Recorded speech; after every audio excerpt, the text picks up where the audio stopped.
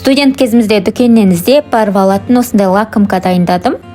Жасалуы өте оңай, өте дәмді болып шығады. Енді міндетті түрде жасап көріңіздер. Егер арнама тіркелмеген болсаңыз, подписаться кнопкасын баса кетіңіз. Рецепт ұнап жатса комментарий, лайк қалдырып кетіңіздер. Ал енді жасауға кірісейік.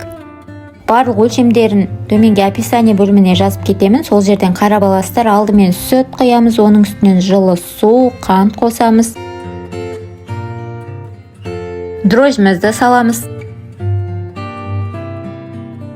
Бір қасық тұзымызды салып, жақсылап массаны араластырып аламыз. Оның үстінен бөлме температурасында тұрған сары майымызды қосамыз. Майымызды жақсылап араластырып аламыз. Қолымызбен езіп араластырып алғаннан кейін үстінен ұн салып, жақсылап қамыр илейміз.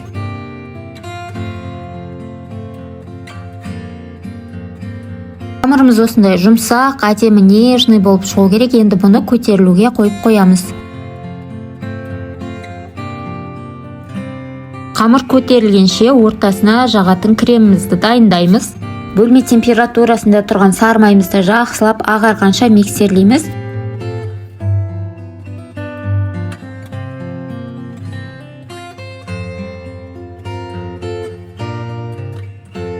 Мінекей майымызды миксерлеп болды, ағарып, майымыз әдемі болды. Енді осының үстінен сгущенкамызды құямыз.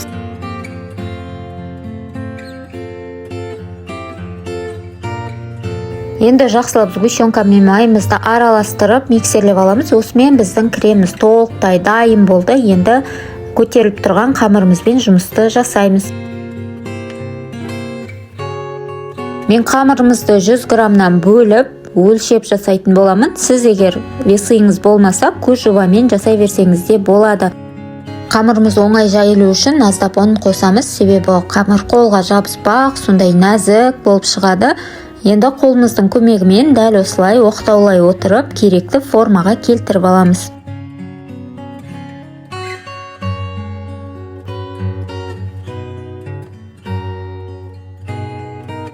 Барлық қамырды дәл осылай 100 граммнан бөліп, ұн сеуіп, оқтаулап жайып, формасына келтіреміз. Менде 12 штук шықты. Барлығын дәл осылайша жасап, противенімізге тізіп аламыз.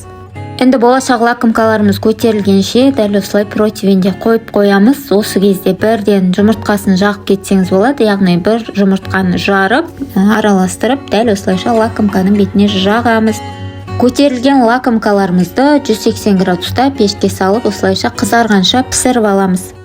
Дайын болған лакомкамыздың біреуін ұсақтап, крошка жасаймыз, ал қалғандарын дәл осылайша ортасынан кесе отырып, дайындайтын боламыз. Ортасын кесіп алғаннан кейін жаңағы дайындап алған кремімізді жағамыз. Мен кондитерлік мешокке салып, яғни қапшыққа салып алдым, ал сіздер болмаса қасықпен жақсаңыздар да болады. Барлық жеріне осылайша кремімізді жағып, ортасын жауып, сыртына да дәл осылайша крошкалар жабысу үшін аздап крем жағамыз. Осылайша крошкаларымызға батырып аламыз. Біздің лакомкаларымыз дайын. Крошканың орнына арахис жаңғақтарында үгітіп, осылайша аунатып алсаңыздар болады. Енді ол сіздің қалауларыңызға қарай.